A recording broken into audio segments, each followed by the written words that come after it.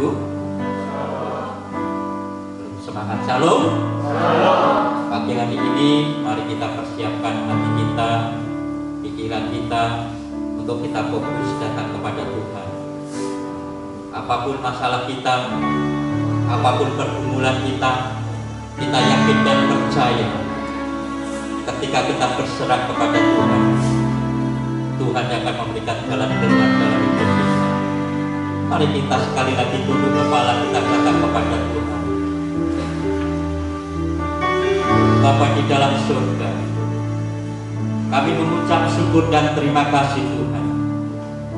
Engkau masih memberikan kesempatan, Engkau masih memberikan kesehatan buat kami, untuk kami datang, untuk kami menyembah, untuk kami memuji ya Bapa. Oleh karena itu Tuhan, layakkan kami, kuduskan kami Tuhan, sehingga setiap puji-pujian kami saat pagi hari ini boleh menyenangkan hati Tuhan. Dan kami akan mulai ibadah saat pagi hari ini dari awal, pertengahan hingga akhir. Kami yakin dan percaya Tuhan memimpin ibadah saat pagi hari ini. Dan kami percaya Tuhan, melalui pujian dan penyembahan kami, hati Tuhan disenangi. Terima kasih Tuhan, terima kasih. Di dalam nama Tuhan Yesus Kristus, kami siap memuji dan menyembah. Haleluya, haleluya, haleluya. Amin. Haleluya. Betapa dahsyatnya Allah kita, betapa hebatnya Allah kita, jika pagi hari ini kita boleh hadir di tempat ini. Ini semua bukan karena kuat dan gagah kita, ini semua karena kemurahan, karena kedahsyatan Allah yang Allah berikan dalam kehidupan kita.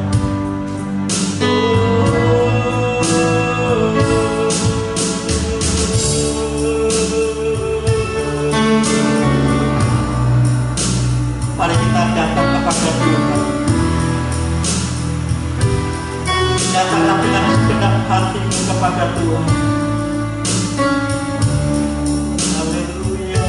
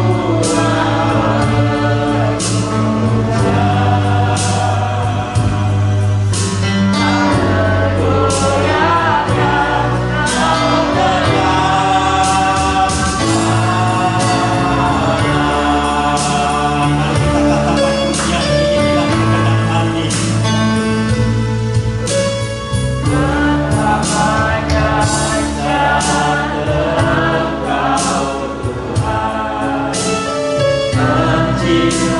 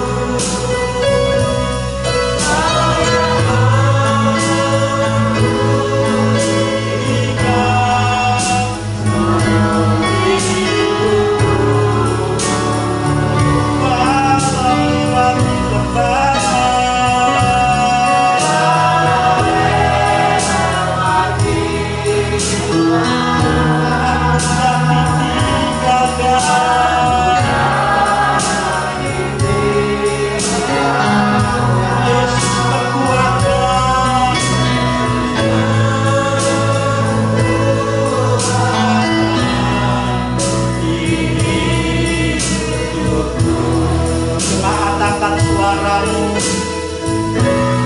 Dengan imanmu katakan,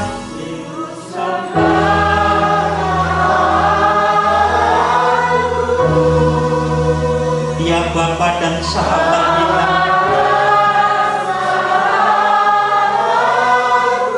Yes, amin. Dia selalu peduli di dalam setiap kehidupan kita.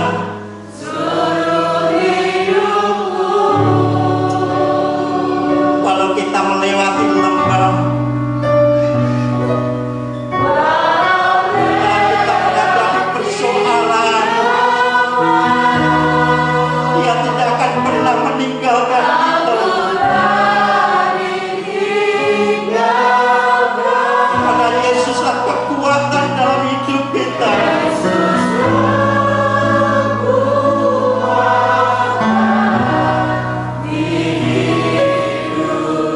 Sekali lagi dengan sungguh-sungguh katakan, ku sembah Kau Allahku.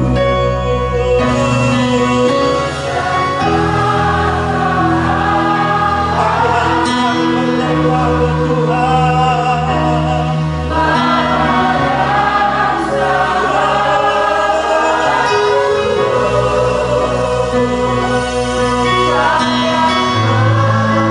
Engkau yang telah peduli di dalam kehidupan kami Tuhan.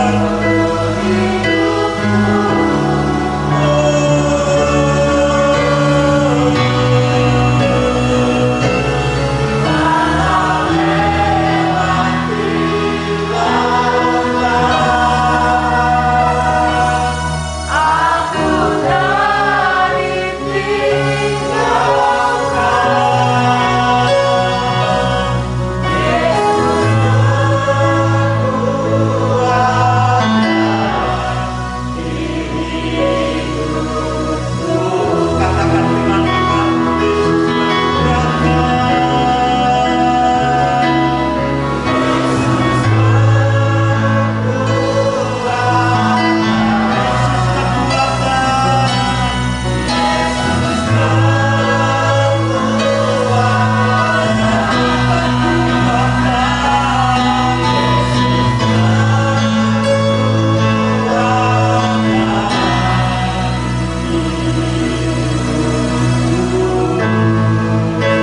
sekali lagi berkat sorak-sorai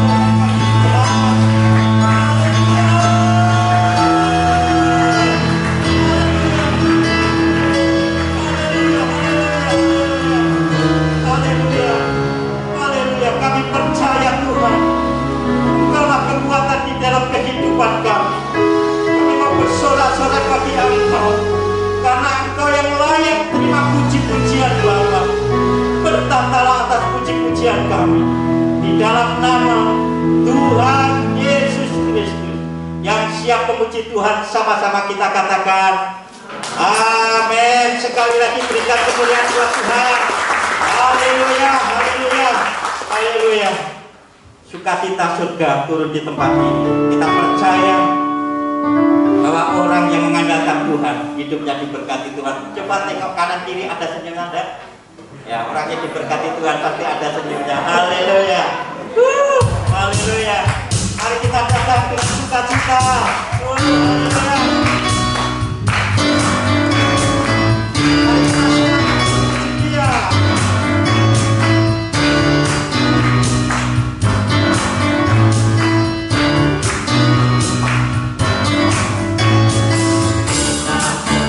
kita senang Dia.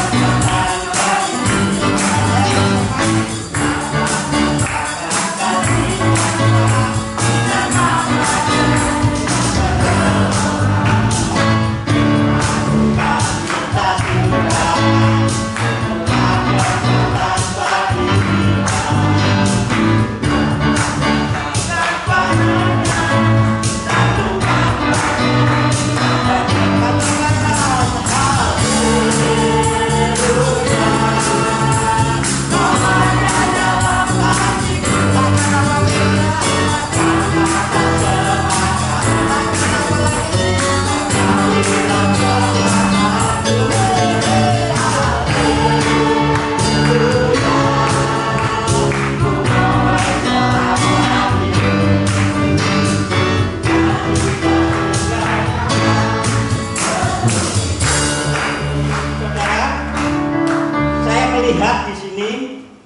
sudah ada yang sukacitanya belum gas ya. Padahal kalau kita sepeda ya Pak, wah semangat. Yuk kita semangat untuk memuji Tuhan, amin. Tuh, haleluya. Angkat suara.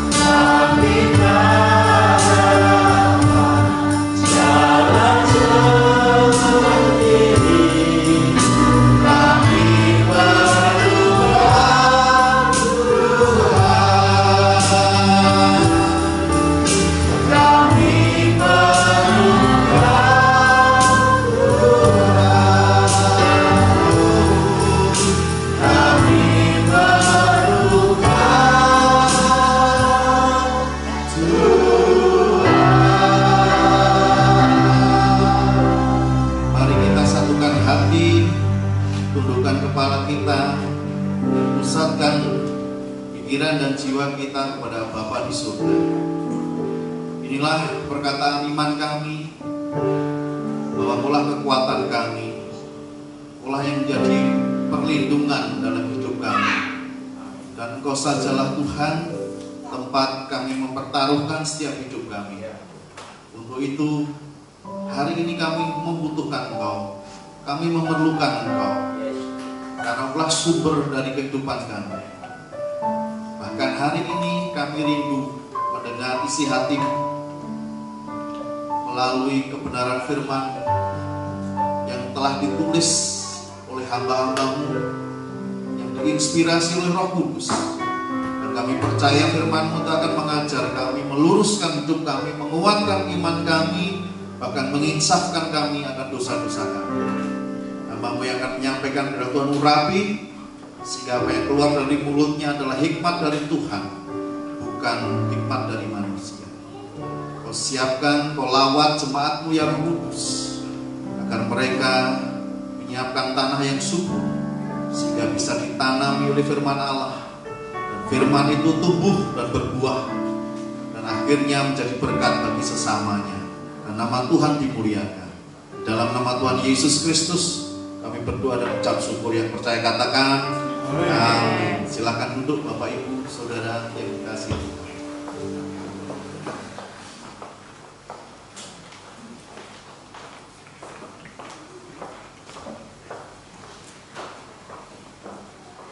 Mari kita buka Alkitab kita.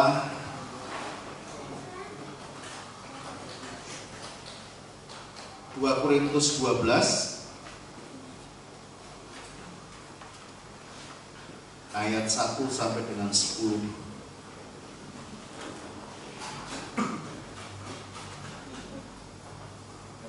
2 Korintus 12 ayat 1 sampai dengan 10. Selamat pagi Bapak Ibu, Shalom, dan biarlah kami sejahtera sukacita menjadi bagian dalam hidup kita hari ini. Hari ini kita akan mendengar pesan Tuhan melalui hambanya Rasul Paulus yang menulis surat kepada jemaat Korintus.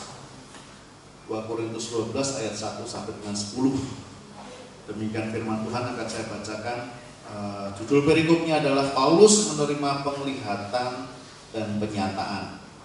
Aku harus bermegah sekalipun memang hal itu tidak ada faedahnya. Namun demikian aku hendak memberitakan penglihatan-penglihatan dan penyataan-penyataan yang kuterima dari Tuhan. Aku tahu seorang Kristen 14 tahun yang lampau, entah di dalam tubuh aku tidak tahu, entah di luar tubuh aku tidak tahu. Allah yang mengetahuinya. Orang itu tiba-tiba diangkat ke tingkat yang ketiga dari surga. Aku juga tahu tentang orang itu, entah di dalam tubuh, entah di luar tubuh aku tidak tahu. Allah yang mengetahuinya. Ia tiba-tiba diangkat ke Firdaus dan mendengar kata-kata yang tak terkatakan, yang tidak boleh diucapkan manusia. Atas orang itu aku hendak bermegah, tapi atas diriku sendiri aku tidak akan bermegah, selain atas kelemahan-kelemahanku. Sebab sekiranya aku hendak bermegah juga, aku bukan orang bodoh lagi, karena aku mengatakan kebenaran. Tetapi aku menahan diriku supaya jangan ada orang yang menghitungkan kepadaku lebih daripada yang mereka lihat padaku, atau yang mereka dengar daripadaku. Dan supaya aku jangan meninggikan diri karena penyataan-penyataan yang luar biasa itu, maka aku diberi suatu duri di dalam dagingku, yaitu seorang utusan iblis untuk menggocok aku, supaya aku jangan meninggikan diri. Tentang hal itu aku sudah 3 kali berseru kepada Tuhan supaya utusan iblis itu mundur daripadaku. Tetapi jawab Tuhan kepadaku, cukuplah kasih karuniaku bagimu, sebab justru dalam kelemahanlah kuasaku menjadi sempurna. Sebab itu terlebih suka aku bermegah atas kelemahanku, supaya kuasa Kristus turun menaungi aku. Karena itu aku senang dan rela di dalam kelemahan, di dalam siksaan, di dalam kesukaran, di dalam penganiayaan dan kesesakan oleh karena Kristus. Sebab jika aku lemah, maka aku kuat. Bapak Ibu, kita akan membaca bersama-sama ayat yang ke-9, karena ayat ini yang akan kita renungkan bersama-sama.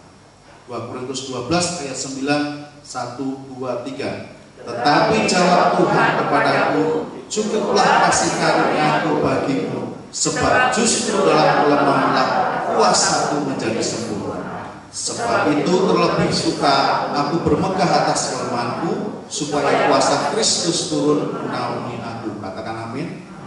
Ya, sebelum kita merenungkan lebih dalam perikop ayat ini, saya akan memberikan konteks ayat ini ya.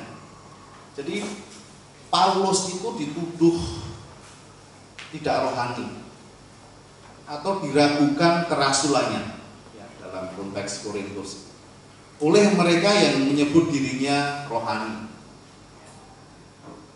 Siapakah mereka itu? Ya, rasul-rasul palsu atau nabi palsu.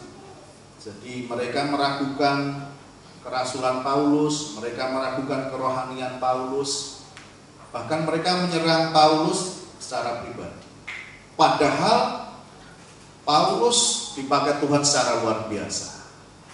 Proses pertobatannya saja, Lukas mencatat dalam Kisah Rasul, Paulus bertemu secara langsung dengan Tuhan Yesus Kristus dalam roh. Dia sampai buta, kemudian dia disembuhkan. Dan di saat itulah Paulus diutus memberitakan Injil kepada orang-orang non-Yahudi. Paulus juga menerima penglihatan yang luar biasa dari Tuhan ketika orang-orang Makedonia meminta agar Paulus ke sana dalam penglihatan roh supaya mereka memberitakan Injil, mereka ditolong.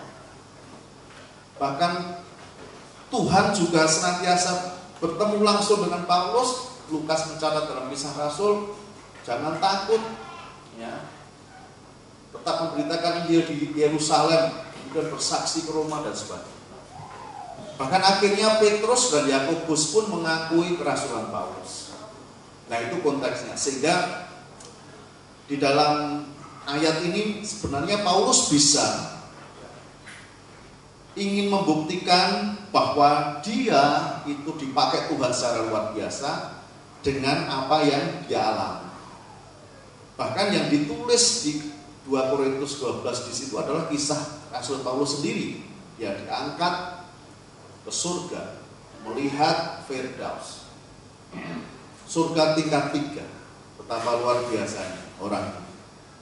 Tetapi ketika dia berada di Korintus, dia diragukan kerasulannya, dia diragukan kerohaniannya.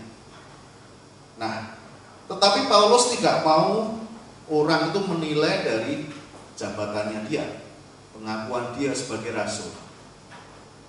Tapi ingin di dalam ayat yang kelima dan 6, Paulus itu ingin jemaat melihat bukan karena kebanggaannya akan penglihatan hal-hal rohani, tetapi pengajarannya dan kehidupan sehari-hari.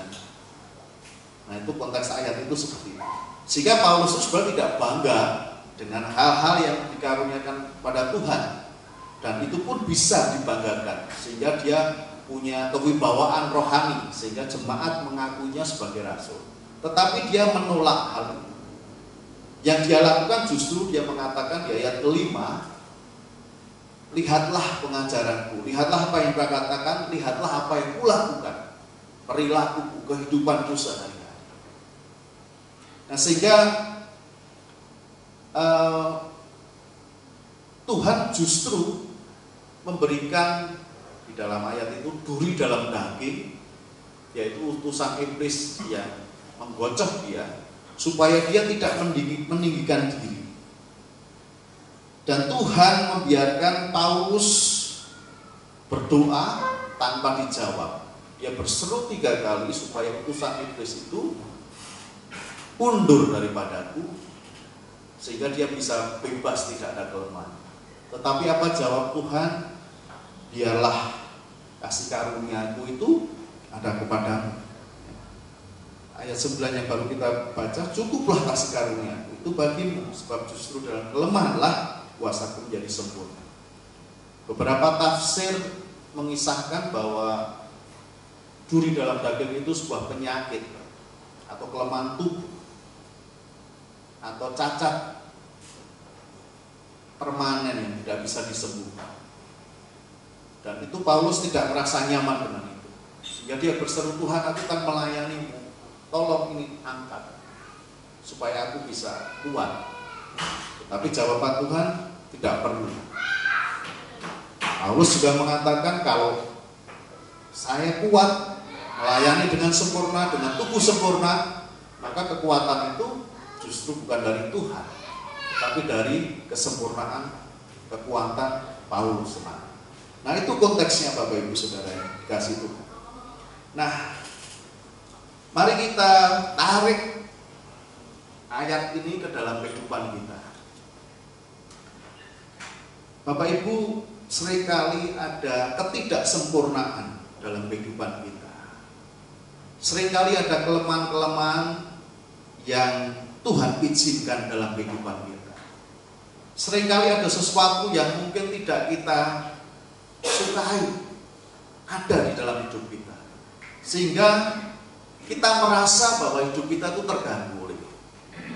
Karena biasa manusia itu pengennya baik, pengennya sempurna, pengennya tampil bisa di depan orang itu bisa sempurna, bisa baik, dan bisa punya martabat, punya kehormatan, punya kewibawaan. Saya bisa memahami itu manusia.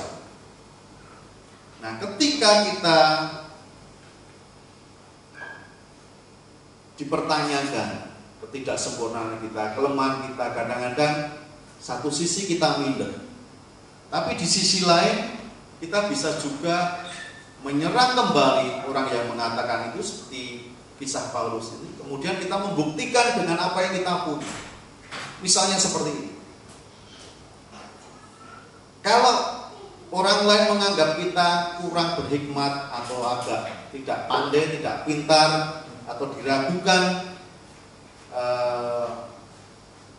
kemampuan berpikir kita, langsung kita keluar tanduk kita mempertunjukkan gelar kita, supaya orang mengakui bahwa aku ini tidak sebodoh itu, karena gelarku berderet-deret. Kalau orang meragukan kekayaan kita atau menganggap kita sebagai orang yang mungkin tidak diberkati atau secara ekonomi kurang, kita bisa tersinggung dan reaktif memunculkan atau memberitakan barang-barang yang kita miliki, yang branded, yang mahal, supaya orang mengakui bahwa kita ini mampu.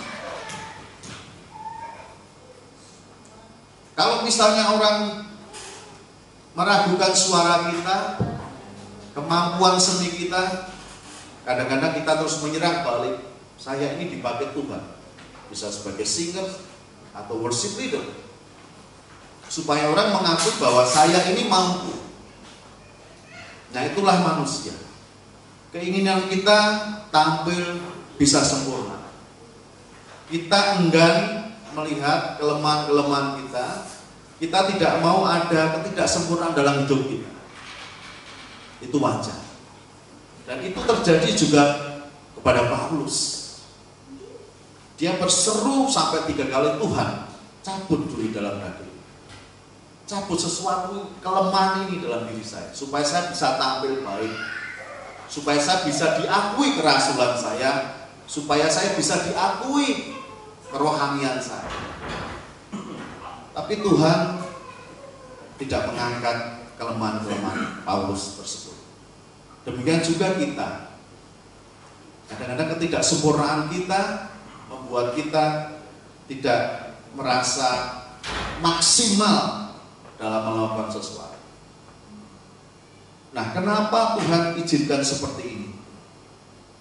Sebenarnya jawabannya sederhana. Dari ayat 9 tadi, supaya kita terus bersandar kepada Tuhan, supaya kehidupan kita itu terus senantiasa menggantungkan pada anugerah dan kemurahan Tuhan, supaya kita itu tidak sombong dengan kesempurnaan kita, supaya kita itu tidak memegahkan diri dengan apa yang ada di dalam kita, sehingga yang kita banggakan adalah kekuatan manusia, bukan anugerah.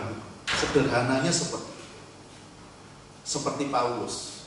Sudah biarkan sakit penyakit, kelemahan, ketidaksempurnaan itu ada pada kamu. Justru dalam kelemahan itu nanti kuasaku akan bekerja dengan sempurna. Justru kamu tidak akan menggantungkan kekuatanmu pada dirimu sendiri, tapi pada Tuhan. Amin, saudara. Itu maksudnya. Nah, mari kita dalami lebih rinci lagi. Apa maksud Tuhan di balik peristiwa yang terjadi pada Paulus? Ada duri di dalam daging. Atau hal ini bisa kita pakai untuk melihat diri kita sendiri. Hari ini, tadi malam ya, kemarin pagi, saya ditelepon Pak Gembala memberitakan kabar Mas Ones yang menjalani operasi karena satu hal kecelakaan, harus menjalani operasi dan diangkat salah satu organ, sehingga memang hal ini membuat kita sedih. Sebagai manusia biasa pasti, apalagi sebagai orang tua, saudara, pasti akan sedih, akan banyak pertanyaan yang akan disampaikan kepada Tuhan. Pasti, kenapa hal ini sampai terjadi? Bagaimana kita hidup tidak sempurna? Maksudnya organ kita tidak sempurna. Saya menguatkan dengan kata-kata yang sederhana. Manusia dalam satu hal atau dua hal bisa tidak sempurna, bisa terbatas. Tetapi saudara, kita punya Allah yang tidak terbatas. Kehidupan kita boleh terbatas, tapi satu hal yang Bapak Ibu Saudara harus tahu, kita punya Allah yang tidak terbatas, yang mengasihi kita, yang sudah membuktikan kasih-Nya melalui anaknya yang turun ke dunia, menderita, bahkan mati untuk menanggung segala dosa kesalahan kita, menebus kita dari kehidupan kita yang sia-sia.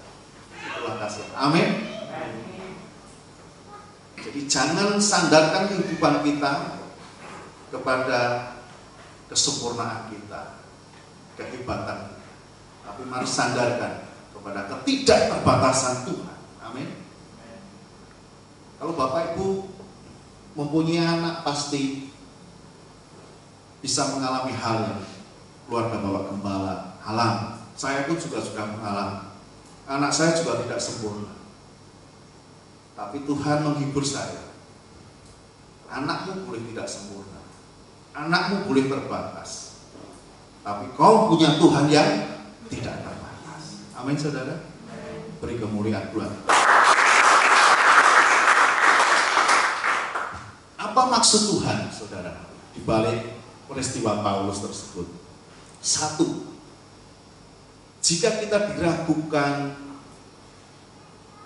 kebaikan kita, jika kita diragukan kerohanian kita, jika kita diragukan kemampuan kita, jangan didebat dengan kesombongan kita atau kemegahan diri kita. Jangan langsung kita bereaksi dengan apa yang kita punya untuk menyerang balik kritikan orang yang tidak suka kepada kita. Misalnya seperti ini. Kalau Bapak Ibu diremehkan, dilecehkan seperti yang dialami Paulus,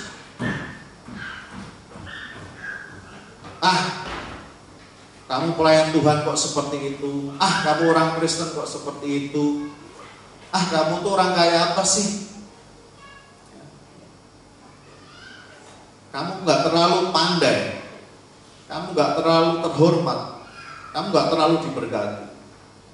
Kita tidak perlu emosi, bereaksi, menunjukkan kekuatan kita, ya. Tapi ayat ke-5 dan 6 tadi Paulus mengajarkan justru kita tetap diam, berdoa, dan tunjukkan reaksi itu dengan kehidupan kita sehari. Amin. Kita tidak perlu menunjukkan diri bahwa kita mampu, kita sempurna dengan cara menunjukkan apa yang kita punya. Tidak perlu.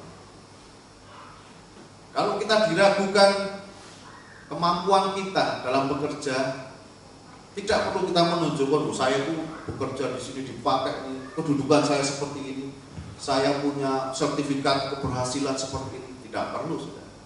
Justru disitulah titik lemah kita, bahwa yang kita andalkan justru kekuatan manusia. Tetapi kalau kita dianiaya, dicerca karena ketidaksempurnaan kita, tunjukkan melalui kehidupan sehari-hari. Seperti yang dilakukan Paulus. Dia tidak menyombongkan bahwa saya ini pernah diberi pewahyuan dari Tuhan, pernah diangkat ke surga. Tidak. Tapi Paulus justru tidak menunjukkan itu kepada orang-orang yang menyerang. Tapi dengan kehidupannya sehari, bagaimana dia mengajar, bagaimana dia menjadi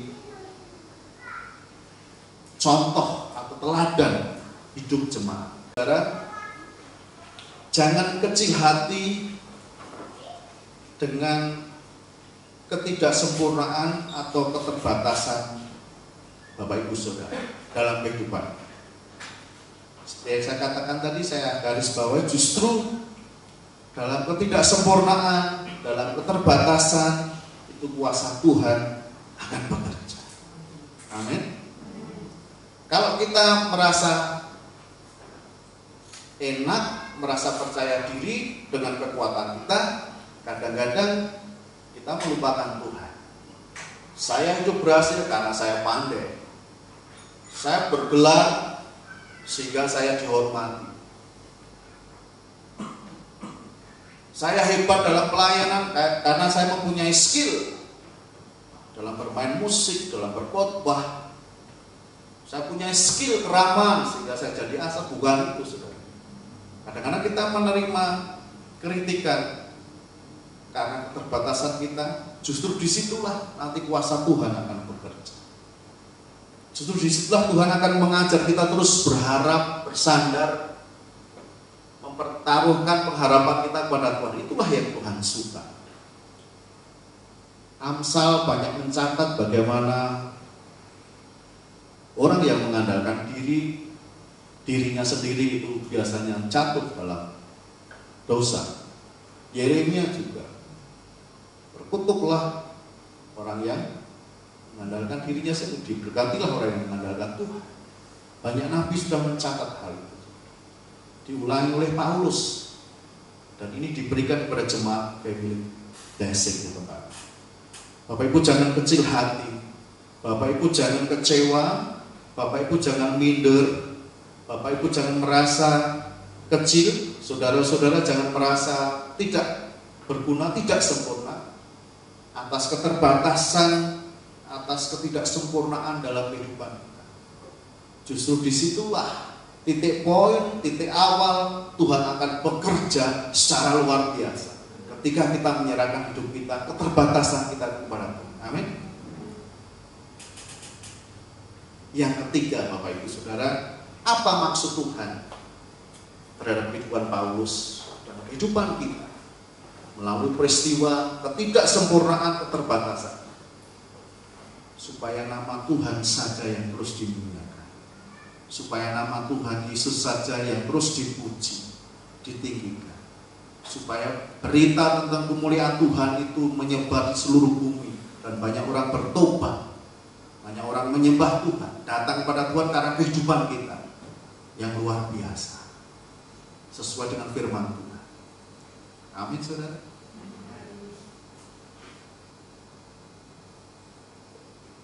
Alkitab mencatat di banyak buku kitab bahwa Tuhan tidak berkenan, hati Tuhan itu tidak suka ketika manusia meninggalkannya dan hidup mengandalkan kekuatan dan hikmatnya dan sempurnanya dan materinya. Paling tidak suka. Ketidaksukaan itu diawali oleh kehidupan Adam dan Hawa. Bapak Ibu ingat, iblis berkata, kalau kau makan buah ini, kau akan mengetahui, kau akan sama dengan Tuhan. Amin, saudara. Itu dosa pertama, dosa apa? Dosa tidak mengandalkan Tuhan. Dosa tidak berserah kepada Tuhan. Dosa ingin sempurna. Padahal Tuhan senantiasa ingin kita menyembah, memuji, bergantung kepada Tuhan.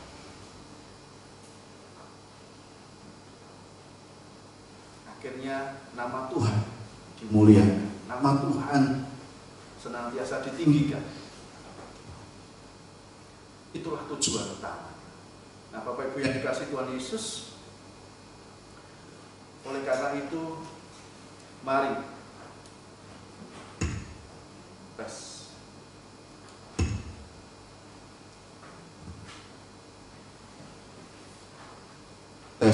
Ya. Oleh karena itu, Bapak Ibu, melalui kehidupan Paulus ini kita belajar 3 hal. Yang pertama, ketika kita direndahkan, ketika kita diragukan, kita tidak perlu membalas atau bereaksi dengan kemampuan kita. Seperti Rasul Paulus, dia tidak menyombongkan penglihatan atau tingkat kerohanian dia kepada orang yang mengkritiknya, tetapi justru melalui kehidupan, melalui pengajaran. Yang kedua, Bapak Ibu, mari kita tidak perlu kecil hati, tidak perlu kecewa, tidak perlu merasa minder atas ketidaksempurnaan kita, atas keterbatasan kita, karena justru di sanalah Tuhan akan bekerja. Melalui peristiwa itu pasti kita akan terus bersandar kepada Tuhan, dan Tuhan suka akan hal itu. Tuhan akan senang akan hal itu. Ketika anaknya datang merendahkan diri, mencari pertolongannya, mencari sumbernya, mencari anugerah. Yang ketiga, Bapak Ibu, mari kita senantiasa berpikir bahwa kemuliaan, kebesaran itu hanya milik Tuhan. Seandainya kita pun dipakai Tuhan secara luar biasa, itu bukan karena kehebatan kita, bukan karena fasilitas kita, bukan karena kedudukan kita, tetapi Tuhan yang bermurah hati kepada kita, supaya kita tetap ingat di atas segalanya itu Tuhanlah yang harus dipuji, Tuhanlah yang harus disembah. Amin. Tuhan Yesus memberkati. Kita satu pujian. Kuasamu terlebih besar, Tuhanku terlebih besar. Mari kita berdiri. Janjimu ya Tuhan, penolong hidupku. Kuasamu terlebih besar, Tuhanku terlebih besar. Tak pernah terlambat.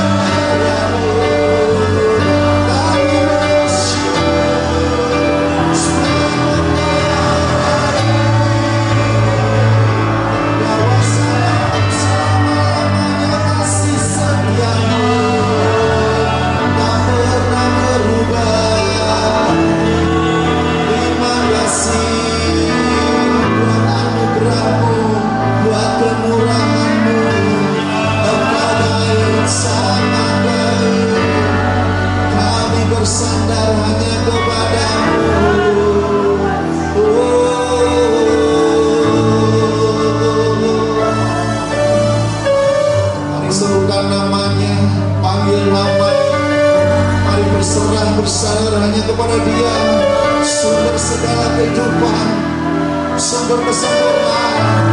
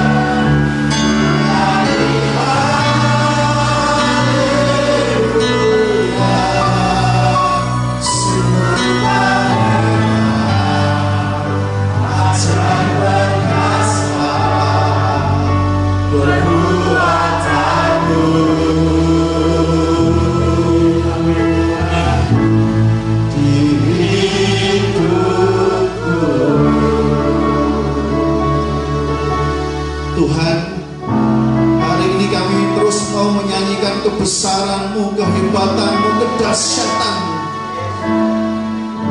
Maulah kekuatan kami, maulah penolong kami, maulah perlindungan kami. Pada siapa lagi Tuhan kami bersandar mempertaruhkan hidup kami selain kepada Engkau, Yesus Kristus, Bapa yang mulia, Roh Kudus yang sempurna. Terima kasih. Bila Engkau memberkati umat-Mu dengan isi hati-Mu melalui firman-Mu nih Tuhan, jemaat-Mu dikuatkan, jemaat-Mu diubahkan sehingga menjadi berkat dan nama Tuhan dimuliakan. Hamba-Mu selesai berbicara, tetapi kami percaya firman itu terpatri di hati jemaat-Mu di tempat ini dan berbuah. Dalam nama Tuhan Yesus kami kembalikan kemuliaan hanya bagi nama-Mu. Bapa Surgawi, saat ini kami bersatu, bersehati, berdoa untuk bangsa negara ini Tuhan. Biar Tuhan memberikan damai sejahtera, Tuhan memberikan kerukunan, kedamaian, kemakmuran untuk negara Republik Indonesia ini Tuhan. Kami berdoa untuk memberkati seluruh pemimpin kami, Presiden, Wakil Presiden, para staf menteri, gubernur, bupati, camat, lurah, RW, RT, kepala dukuh, dan para anggota dewan di pusat, di provinsi maupun kabupaten, para hakim, para jaksa, dan semua pegawai negeri, aparatur sipil negara, TNI, Polri. Tuhan berikan mereka roh takut akan Tuhan, agar mereka mengelola negara ini dengan baik dan nama Tuhan dimuliakan. Secara khusus kami juga berdoa untuk Gubernur Sri Sultan, kiranya Tuhan memberkati dalam pemerintahnya, juga Bupati Sleman di tempat ini Tuhan. Bila Tuhan juga memberkati hamba-hamba-Mu ini. Secara khusus kami juga berdoa untuk GB Family Blessing di tempat ini. Tuhan berkati seluruh jemaat-Mu Tuhan, baik dalam sisi keuangan, ekonomi mereka, usaha pekerjaan mereka, kesehatan mereka di tengah pandemi yang belum selesai ini, dan juga studi anak-anaknya, dan juga ibadah mereka, pelayanan mereka, rumah tangga mereka senantiasa ada kerukunan, damai sejahtera dan sukacita, sehingga mereka bisa menjadi saksi di seluruh negeri ini Tuhan. Secara khusus kami juga berdoa untuk pelayan-pelayan Tuhan di tempat ini, baik worship leader, para singer, para pemusik, koordinator komsel, aser, dan juga guru-guru sekolah minggu, semua yang terlibat dalam pelayanan Tuhan berkati.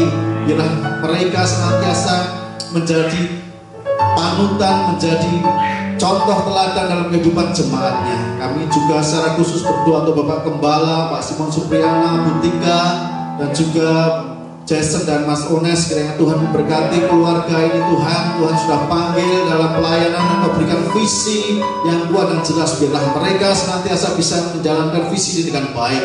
Secara khusus kami juga menguatkan Bapak Gembala dan Ibu. Kiranya Tuhan menghiburkan, Tuhan memberikan pengharapan, memberikan kekuatan di dalam menjalani setiap pergumulannya. Secara khusus kami berdoa untuk Mas Ones Tuhan. Kami percaya bahwa Engkau punya maksud yang indah, Engkau punya maksud yang luar biasa, meskipun kami tidak memahaminya. Untuk itu kami terus berdoa untuk Mas Unes kiranya terus dipulihkan sampai akhirnya sehat kembali, berkumpul dengan keluarga dan melayani Tuhan kembali. Kami percaya dalam keterbatasannya kami punya Allah yang tidak terbatas. Kami secara khusus berdoa Tuhan untuk lingkungan di tempat ini, kiranya Tuhan memberkatinya, kiranya Tuhan senantiasa memberikan kedamaian, kerukunan di perumahan ini. Terima kasih Bapa, terima kasih Tuhan Yesus, terima kasih Roh Kudus. Mari buka kedua tangan saudara Tuhan untuk terima berkat dari Tuhan. Biarlah kasih karunia dari Allah Bapa, damai sejahtera dari Tuhan Yesus Kristus, dan persekutuan yang manis dengan Roh Kudus kiranya menyertai kita, memberkati usaha pekerjaan kita, kesehatan kita, anak-anak kita, studi kita, dan semuanya yang dipercayakan Tuhan kepada kita. Terima kasih Bapa, yang percaya katakan amin. Terima kasih, Tuhan Yesus memberkati.